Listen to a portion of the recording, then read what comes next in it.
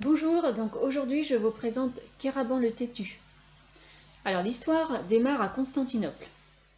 Nous y faisons connaissance avec un négociant hollandais nommé Van Mitten, qui après une dispute conjugale est venu avec son valet rendre visite au vendeur de tabac turc Kéraban.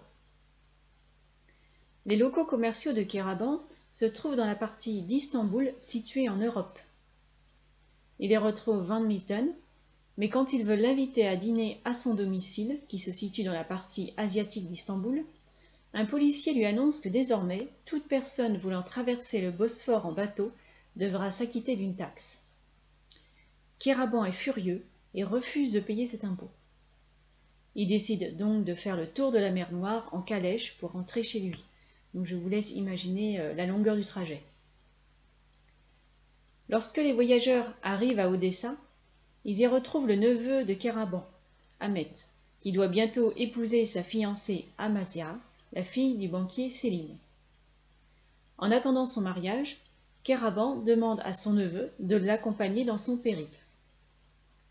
Malheureusement, une fois son fiancé parti, Amasya est kidnappée par un pirate nommé Yaroud.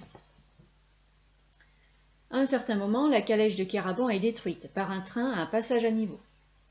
Suite à cela, il sera transporté en train pendant une partie du voyage et le groupe reprend le chemin en calèche ultérieurement. Plus tard, Amasya va être miraculeusement sauvée du naufrage du bateau sur lequel elle avait été enlevée par son fiancé Ahmet.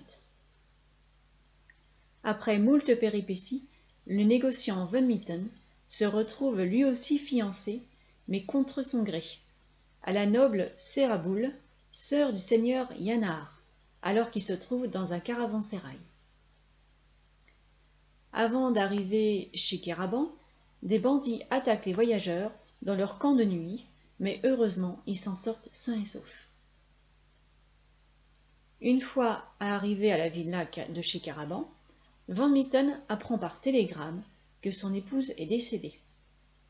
De plus, il s'avère que le mariage d'Ahmet et d'Amasya ne peut pas avoir lieu dans la partie asiatique d'Istanbul, mais dans la partie européenne.